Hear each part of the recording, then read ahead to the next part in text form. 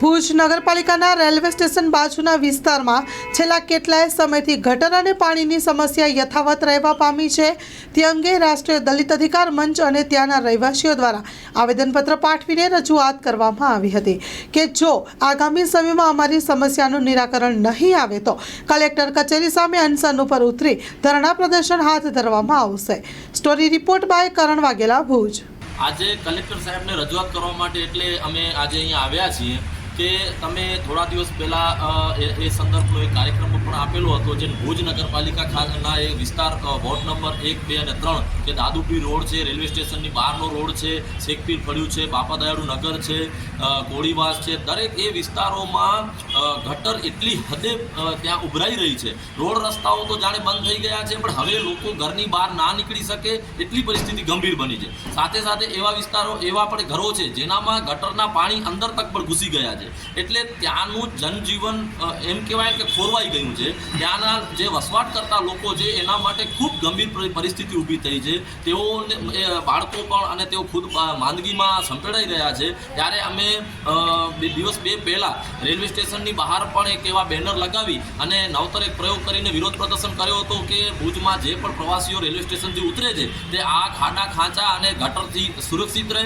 અને ત્યારે પણ જણાવ્યું હતું કે આ મુદ્દે અમે કલેક્ટર સાહેબને ચોક્કસ મળશું ને આજે કચ્છના કલેક્ટર સાહેબશ્રીને મળી અને આ આખા મુદ્દાની અવગત કરાવ્યું છે અને એમને સ્પષ્ટપણે જણાવ્યું છે કે સાહેબ, જો આપણે આજે ભુજની સારા ભુજની એક વાત કરતા હોઈએ કે ભુજના આનબાન અને શાનની વાત કરતા હોઈએ તો આ વિસ્તાર તો ભુજને જાણે કલંકિત કરતું વિસ્તાર બની ગયું છે। ત્યાં જાઓ તો ખાડા, એકદમ ખૂબ પાણીથી ભરેલા ગટરના રસ્તાઓ ઉપર પાણી ભરાઈ ગયા છે, રસ્તાઓ દેખાતા નથી, તળાવ જેવું ત્યાં પણ સ્થિતિ ઉદ્ભવી છે અને એના કારણે ત્યાંનું સ્થાનિક જીવન જાણે ખૂબ જ નરકમય બની ગયું છે। ત્યાંના લોકો પરિસ્થિતિ એટલી ગંભીર છે કે ત્યાં રહી ન શકે। માટે અમારી સાથેના દરેક સ્થાનિક આગેવાનો અને દરેક ત્યાંના સંગઠનોના વિવિધ લોકો સાથે મળી અને સ્થાનિક પ્રજાજનોને સાથે રાખી આ મુદ્દો જો 8 દિવસમાં નહીં સંકેલવામાં આવે, અમે સમજીએ છીએ કે આ પ્રશ્ન ખૂબ મોટો છે, એને સોલ્વ કરવા માટે સમય લાગી શકે, પણ 8 દિવસમાં હંગામી ધોરણે જે પાણી ભરાયું છે, જે ગટરનો ત્યાં પ્રવાહ વહી રહ્યો છે,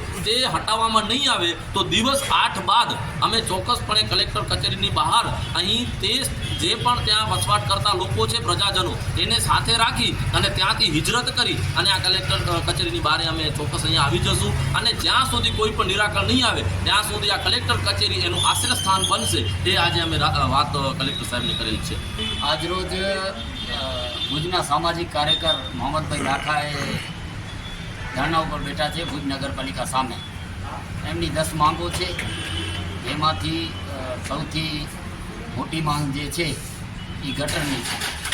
આજે પૂરે ભુજ ગટર સમસ્યાથી પીડિત છે અને ખાસ કરી અને વોર્ડ નંબર 1, 2 અને 3 એ જે ગટર સમસ્યા ત્યાં છે, ત્યાં લોકોના ઘરોના અંદર, આંગણના અંદર અને શહેરીઓમાં રસ્તાઓ ઉપર એવી રીતે ગટર જાય છે કે અમે તો આ નગરપાલિકા અને કલેક્ટરને પણ કહીએ છીએ કે એકવાર ખાલી અહીંયાથી નીકળીને જો એટલે તમને ખબર પડી જાય છે કે રહેવું કેટલું મુશ્કેલ હશે। તો આજે આ મોટી માંગ લઈ અને એના સાથે બીજી 2-4 માંગો પર છે।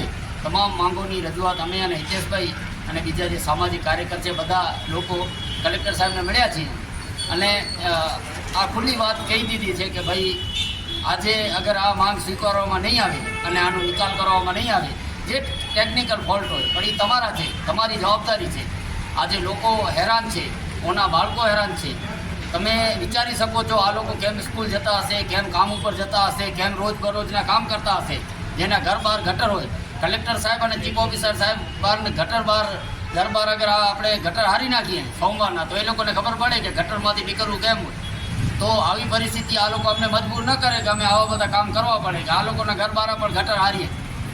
એટલા માટે અમે વિનંતી કરીએ છીએ કે ભાઈ તમે સોમવાર સુધી આ વસ્તુનો નિકાલ કરો અને સોમવારના અમે ત્યાંથી સત્રાંતર કરી અને રહેવા માટે કલેક્ટર ઓફિસ ઉપર આવવાના છીએ અને અહીંયા જ ખાવાનું થશે, અહીંયા જ ચાય થશે, અહીંયા જ છોકરાઓ રહેશે અને બધું અહીંયા જ થશે કલેક્ટર ઓફિસમાં। એ લોકો ખુલ્લા ચેલેન્જ સાથે કહીએ છીએ, બરાબર।